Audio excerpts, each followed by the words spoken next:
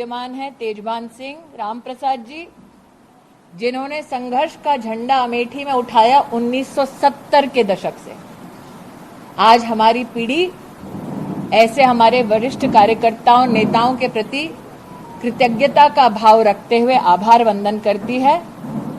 संगठन को और सशक्त करेंगे और संगठन पथ पर, जैसे कि अटल जी कहा करते थे, क्या हार में क्या जीत में, किंचित नहीं भयभीत में, संघर्ष पथ पर जो मिले ये भी सही वो भी सही, वरदान मांगेंगे नहीं।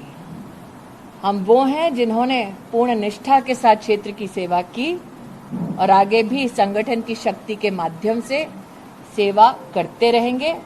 भाजपा के सभी संकल्पित कार्यकर्ताओं की ओर से क्षेत्र की जनता के चरणों में वंदन और अभिनंदन। धन्यवाद। हाँ, मुझे लगता है कि आज जनता का आभार व्यक्त करने का दिन है, जो जीते उनको बधाई देने का दिन है। संगठन का स्वभाव है विश्लेषण करने का, वो संगठन अपनी ओर से विश्लेषण करेगा, लेकिन एक जनप्रतिनिधि, एक पॉलिटिकल एक्टिविस्ट के नाते मेरा ये बहुत बड़ा सौभाग्य रहा कि मैंने क्षेत्र में हर गांव में जाकर काम किया। इस क्षेत्र को मैंने अपने जीवन के 10 वर्ष दिए।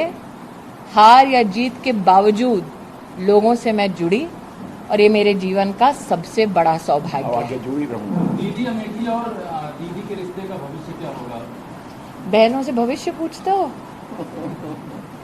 बहनों से रिश्ता तब टूटता है जब अर्थी उठती है बहन। भारत माता की।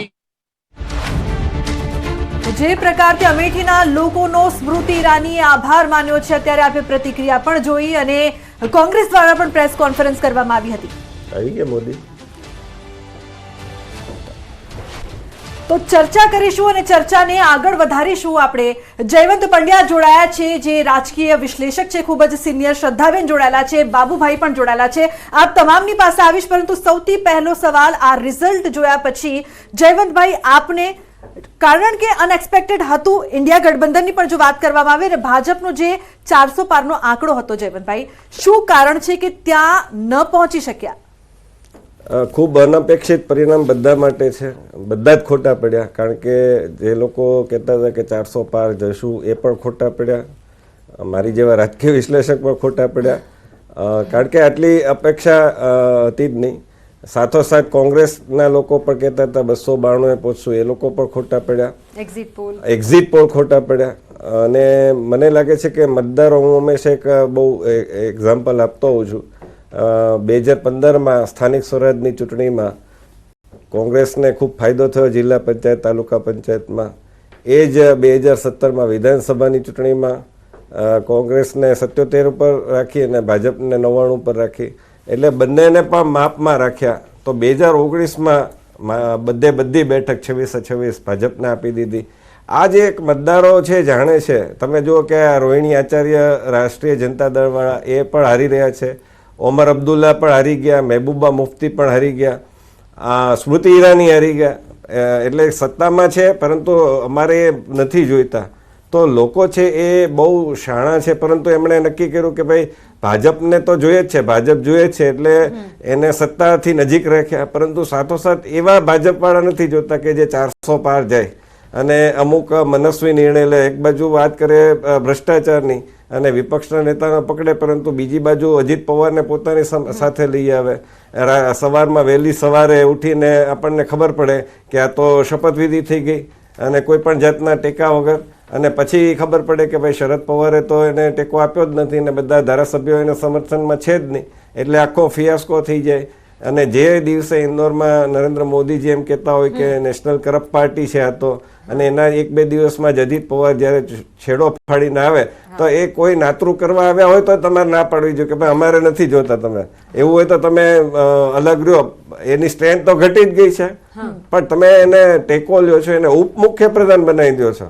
તમારા જે માણસ છે દેવેન્દ્ર ફડણવીસ, જેણે મહેનત કરી છે અને જે મુખ્યપ્રધાન બનવાને લાયક છે, એના બદલે તમે એકનાથ શિંદે, ચાલો એ હજી પણ સ્વીકાર્ય છે કારણ કે એની છબી છે એવી કંઈ છે નહીં, પણ તમે અજીત પવારને બનાવી દો છો। તો એ વસ્તુ છે જનતા જોઈ રહી છે.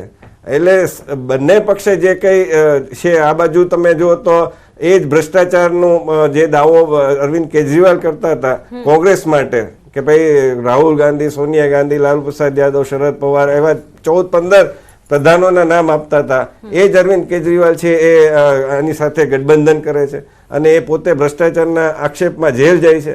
જેલમાંથી બહાર આવીને સહાનુભૂતિ ઉઘરાવવાનો પ્રયત્ન કરે છે. તો દિલ્હીમાં 7 બેઠક ઉપર ફરીથી આપને સાફ કરી દેવામાં આવી.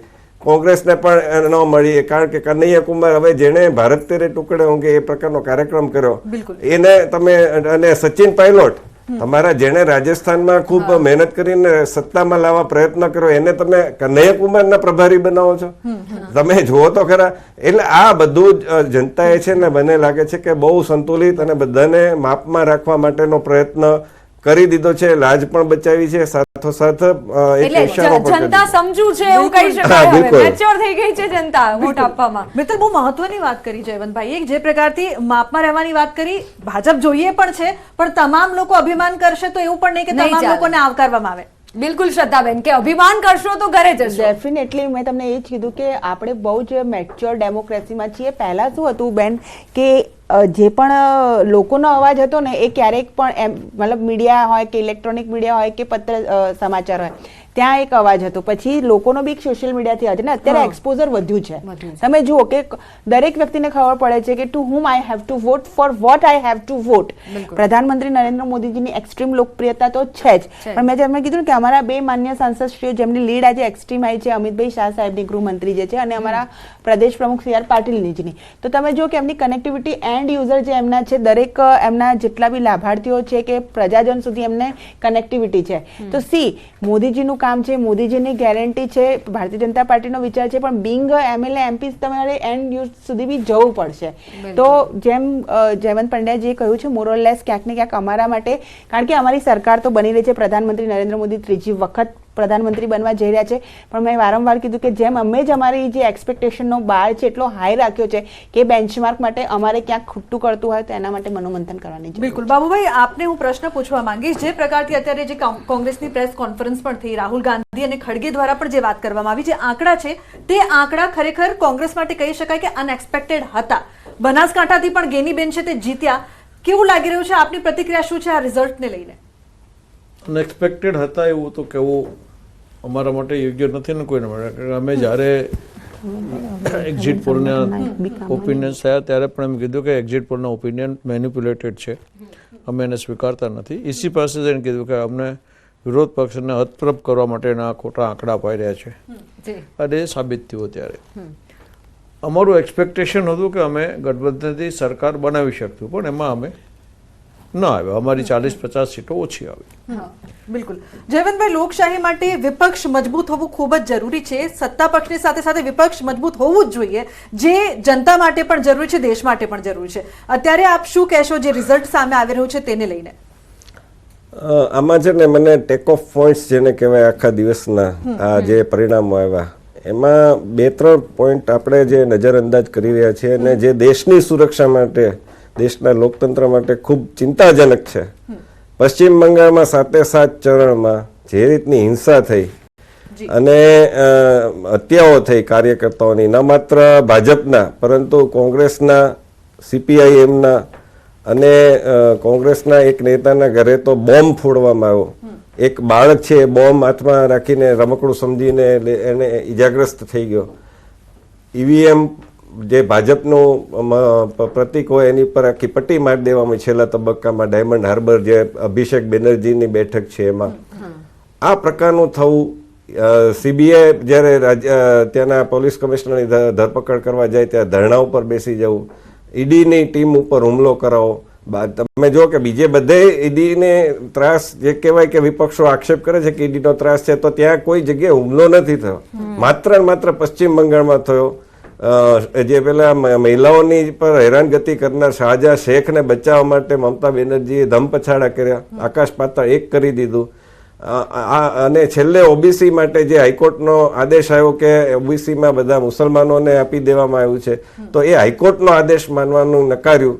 તો આ પ્રકારનું લોકતંત્ર, આ પ્રકારની ચૂંટણી, એનો ખરેખર તો ભલે ઇન્ડી ગઠબંધનમાં હોય પણ એમાં બધાએ વિરોધ કરવો જોઈએ. જે રીતે અધીર રંજન ચૌધરીએ ત્યાં મુખર થઈને મમતા બેનર્જીનો વિરોધ કર્યો છે, પરંતુ એવો વિરોધ છે નેશનલ લેવલે કોઈ કરી નથી રહ્યું. ભાજપવાળા પણ ઇવન કાર્યકર્તાઓની એટલી બધી હત્યા થઈ છે છેલ્લા 10 વર્ષમાં, તો ભાજપવાળા માત્ર ને માત્ર એનો રાજકીય લાભ ઉઠાવવા માટે પ્રયત્ન કરે છે. એ ધારત તો રાષ્ટ્રપતિ શાસન લાદત તો કોઈ એમાં નકારી ન શકત કે ભાઈ તમે ખોટો રાષ્ટ્રપતિ શાસન લાદીને લોકતંત્રની હત્યા કરી છે. ખરેખર તો આ કરવાની જરૂર હતી. બીજું, પંજાબમાં આ વખતે બહુ મોટી સંખ્યામાં ખાલિસ્તાન સમર્થકો એ ચૂંટણી લડી રહ્યા છે. અમૃતપાલસિંહ જે જેલમાં બંધ છે એ ચૂંટણી લડી રહ્યો છે. ઓમર અબ્દુલ્લાને હરાવનાર એ પણ ચૂંટણી જેલમાં છે. તો આ પ્રકારનું જે થઈ રહ્યું છે એ ખરેખર તો દેશ માટે, હવે રાહુલજી માટે આપણે ખૂબ આદર, પરંતુ એમણે સિદ્ધુ મૂસેવાલાનું જે ગીત, હવે સિદ્ધુ મૂસેવાલા પોતે ભિંદ્રાનવાલે સમર્થક હતો, જે ભિંદ્રાનવાલેના કારણે ખાલિસ્તાનનો મુદ્દો પ્રબળ બન્યો અને જેના કારણે ઇન્દિરાજીની હત્યા થઈ, એમના દાદીમાની. તો આ પ્રકારનું જે થઈ રહ્યું છે મને લાગે છે કે દેશ માટે ચિંતાજનક છે.